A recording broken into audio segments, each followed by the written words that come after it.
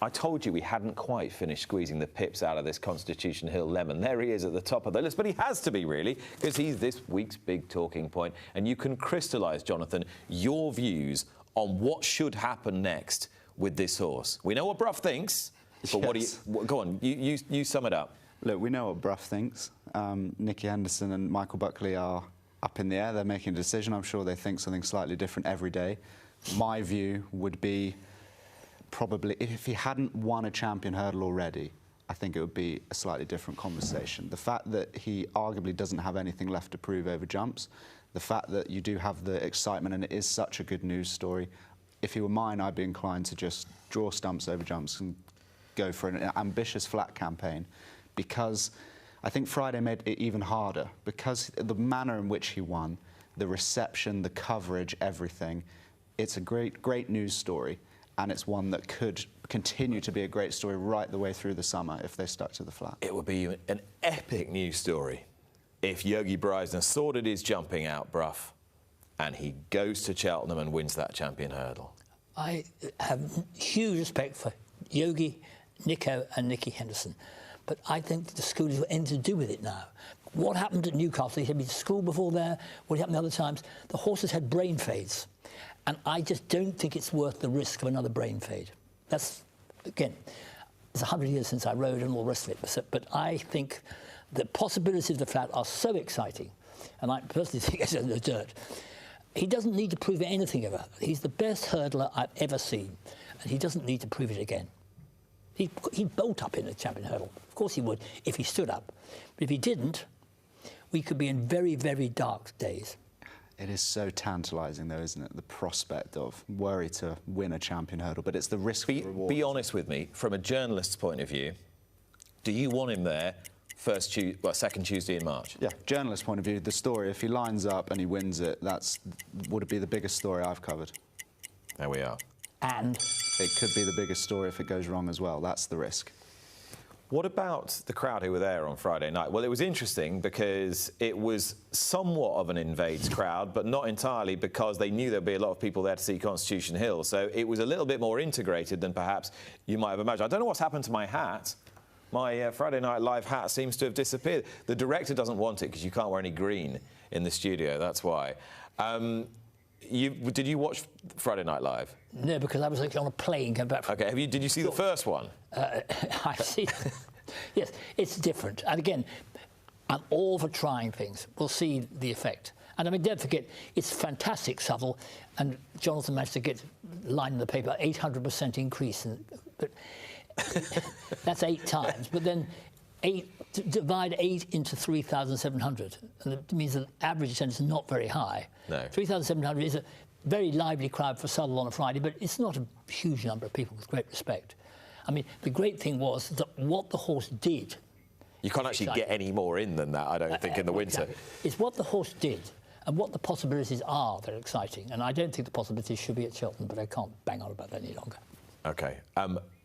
It was quite interesting how all those strands came together under the sort of auspices of ARC's Friday Night Live initiative. You saw Martin Cruddas on the show a couple of weeks ago. It clearly meant it was clearly a big personal win. Yeah, absolutely. For him, as he saw it anyway. Yeah, and I think he got quite emotional in an interview afterwards, just because this was an example of it all working together and coming together nicely, and various parties being on the same page. I mean, it's huge credit to him, and I just hope that that sort of initiative can be spread wide, because, you know, it's exactly what people should be doing. You put on a show, and people came, a lot of people for Southwell, and it's a wider thing now. The atmosphere was amazing. But it struck me that if you put as much effort into putting on a show when the racing's good and you've got something interesting to show people, then the double effect is actually worth more.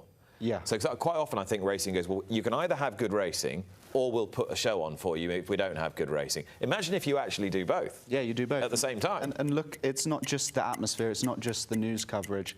If you look at the numbers and the betting interests in that race as well, you know, it was akin to a feature race on a Saturday. It ticks so many boxes, to use a horrible phrase. And although we haven't got this on the list here, it's a sin of omission on my part. This is exactly what they're trying to do at the Derby. It's rather than saying, right, well, the Derby will sell itself anyway, Brough, they're saying, right, actually, we've got to fill the hill. We're going to get this you know, the new Ibiza area down in one enclosure, a bit like the birdcage at the Melbourne Cup or whatever else, and try and actually put on high-quality entertainment and high-quality racing at the same time. Yes, I mean, it's long overdue, in my view. I mean, things like the draw. I mean, been don't talk to me about the Derby draw, please. Before so far, but you know that's a huge possibility because the draw at the Derby is so important. It means an awful lot. You do think, but you know, there has been one of the great things that need to be erased from the. Can we run? I'd like to erase that from the archive forever. But no, the Derby draw should be a fantastic deal, but it unfortunately so far hasn't. Yeah. Gave that one a swerve last year. Right, the leadership stalemate at the BHA, well, between the new chair of the BHA, Lord Allen, and what he is trying to do, and the racecourses over the race day data argument, Jonathan, it doesn't seem to be going anywhere. From the time we started covering this story at the beginning of January, there's been no movement really on either side, with the racecourses saying they will not cede the control of the sale of race day data as part of media rights to the BHA, and then the thoroughbred group saying, well, we are essentially backing Lord Allen's plans and we will not simply cave in to the racecourses' demands to have it their own way again. We're back to square one. Lord Allen looks like he's not long for the racing world, and we're thrown into a complete leadership vacuum. It's all a bit of a disaster. It's a bit of a disaster. It's a bit exhausting. It feels a little bit like Groundhog Day. Again, it's just the same themes. It's that element of mistrust, racecourses, participants. The frustration is there was an acceptance that Lord Allen was going to be a change maker. Okay, a lot of people weren't completely enamoured with his gimcrack speech, but at the same time, you know, you've got to forgive that, I think. You've got to give him a benefit of the doubt. I think everybody assumed or believed that the independent board was very important. They all signed up for that. The second we have an actual commercial point, and might I say a fairly minor one, it falls at the first hurdle. Everyone thinks the BHA has to be more commercial, has to be more independent. Suddenly you have the first little chance to say, right, are we going to concede some ground? And nobody is willing to move even an inch, and we've wasted a ridiculous amount of time, and it's just, you despair a little bit. I mean, a point made to me by a senior racecourse leader this week was, can somebody explain to me why selling race day data separately as part of a BHA commercial initiative is actually going to be more beneficial for the sport than selling them with the sports media rights? And it's a question that I can't really accurately answer. It's just a weird hill to die on, Nick. Well, I've said this a few times, but get the independent board in and then go. Yeah, that Brough will be countered by people who are saying actually it's about control, and it's about trying to take some control back and redistribute that, what people perceive to be more fairly, between the participants and the venues. Well, again, it's very dangerous for me to start banging on, but what no one seems to understand who takes the role on, that the A in BHA doesn't mean what it suggests. It doesn't have authority. And they come in and suggest these things, various wonderful people, and they haven't all been idiots. The idea that they're idiots, very bright people have come in and be chairs of the BHA. You can't make it work. 50 years ago, we had the stable staff strike, 75. And I remember then writing, come on, you've got to unite, you've got to have a proper plan. And there hasn't ever been a plan. I seriously think it may have to get worse before it gets better, because at the moment, it's set up to fail. Racing, whenever you start doing things together, there's different business plans for different groups.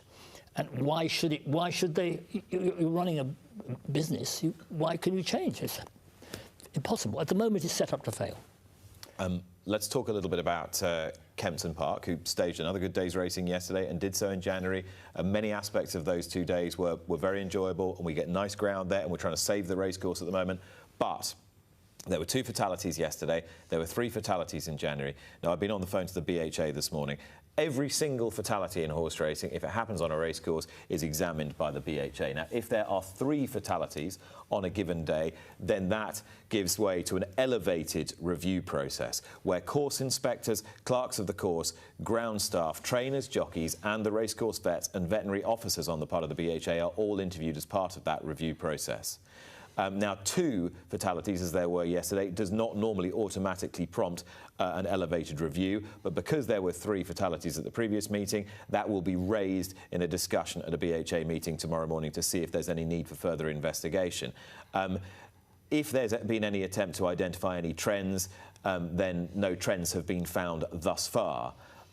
But clearly, you know, these could all be incidental, Brough, to one another. But the sport has a greater responsibility now, does it not, when we get a situation where multiple fatalities occur at a given racecourse? It's trying harder than it's ever done, but we are in a situation whereby you are putting animals at risks you put yourselves. And that's the question. Can you put animals at risk? And I believe that, I still believe, and I've thought about this and had to write about it lots of times, I still believe that the life a racehorse has and the excitement is what it's bred to do and gallops and fulfills itself is worth the risk, but it is a fatal risk at times. But I've written before, my wife climbed the Matterhorn, and you know, if you make a mistake in the Matterhorn, you don't break your collarbone. I rode in the Grand National, and I did break my collarbone. But you know, are you permitted?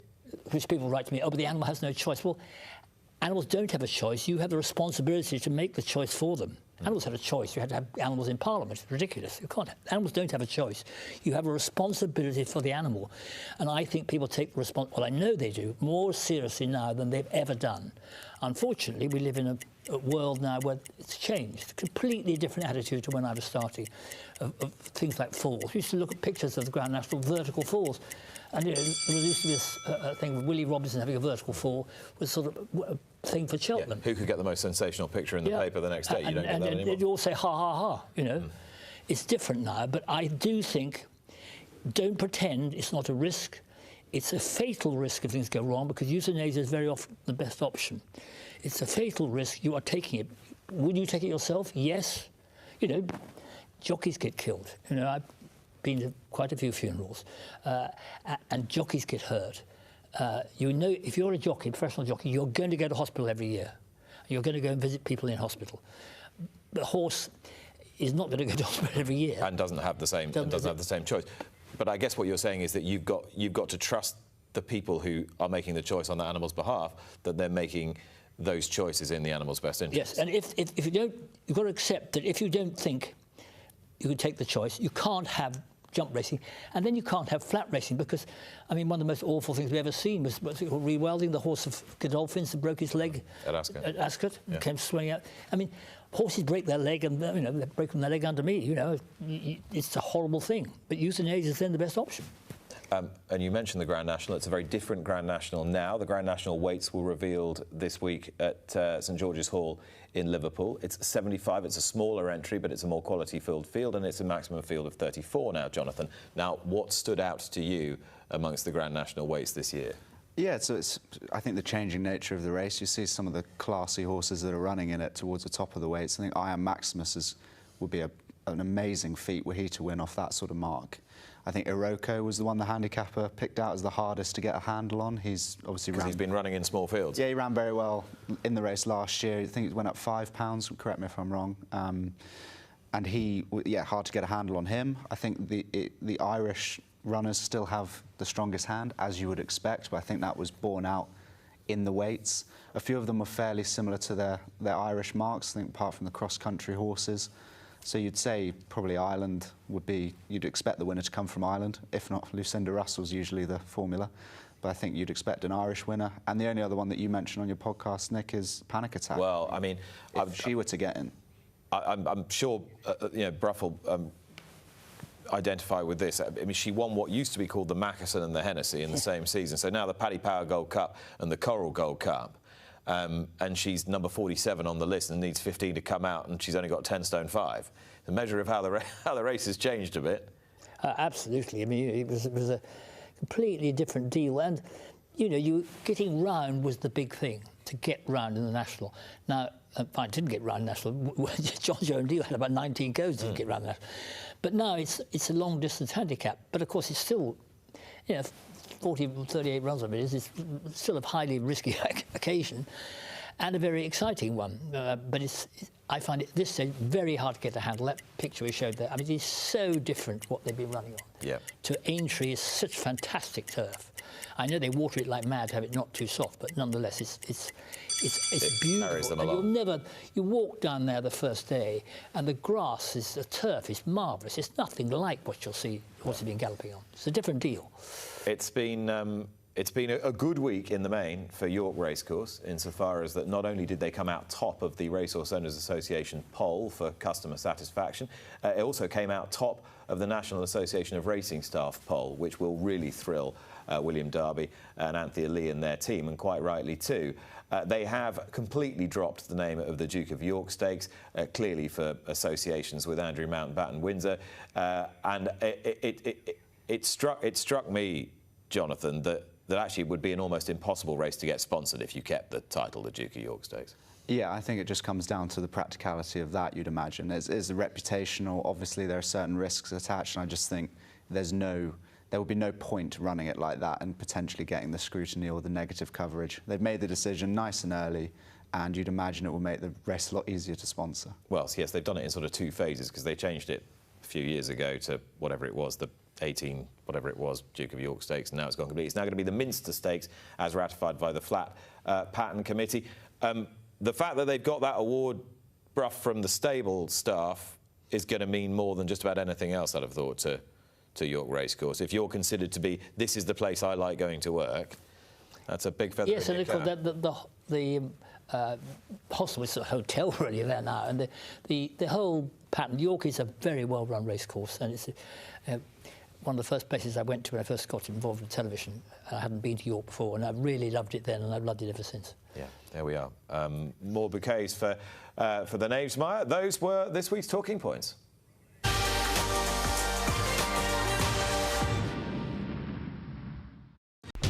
Watch live racing now on racingtv.com.